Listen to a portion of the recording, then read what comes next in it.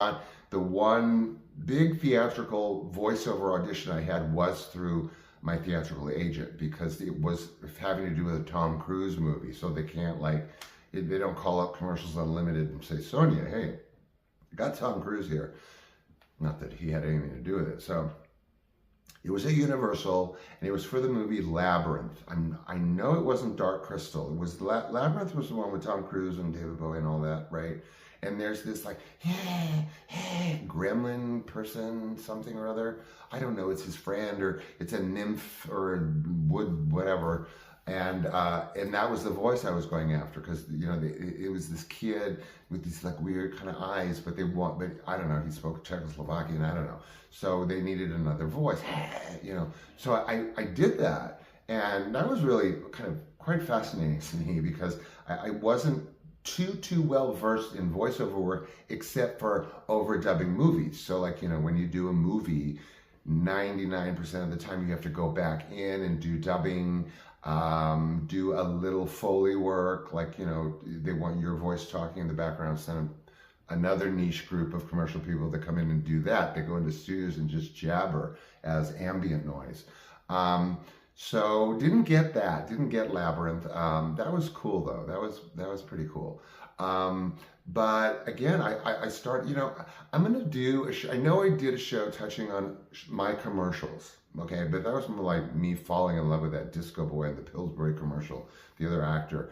But I'm just gonna do a little show about my earliest work, stuff that I can barely remember. I was in the kitchen the other night. I'm like, oh my God, I did literally asked my husband. I remember 10 commercials that I did by 8 that I had forgotten that I did. They were campaigns. I would get booked 2 times to do 2 commercials for that company. M&M's, Morton Salt.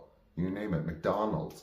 Wait till I tell you the second McDonald's one that I did after introducing the Big Mac with the 2 all-beef patties. That was me.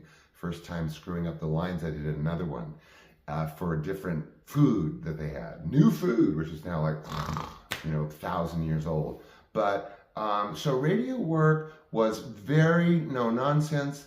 Low expectation, high expectation. You don't have to breeze in there wanting to marry everybody.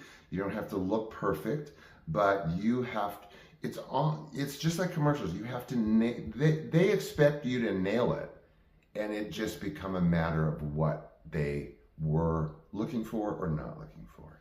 But one of my radio auditions was for when they were recasting Snack, Crackle, and Pop for Rice Krispies. I was in the running for Snap or Pop or Crackle, I don't know.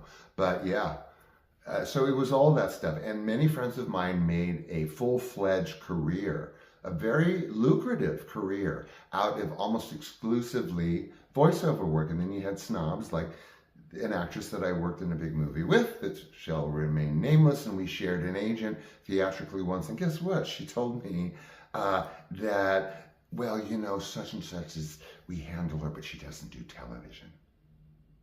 What? Okay. So thanks for joining me today. I hope it was true to form with the preview, which really didn't tell you much other than that I did radio work. And about, all the union stuff, we're going to do a show on that too, because, having been an arduous member of 4 friggin' trade unions by the tail end of it, entertainment trade unions, I'm being terminated permanently with no chance for survival within my union for not paying my dues. But whatever, that's coming up. Okay, again, thanks for joining me. You always make my day. And whatever, I take forever with these goodbyes, so I'm not going to. Have a good one. Be good to yourself. Thank you again. And what else? Teasers, shows, clips, previews, and all kinds of other stuff in between. Okay, finally.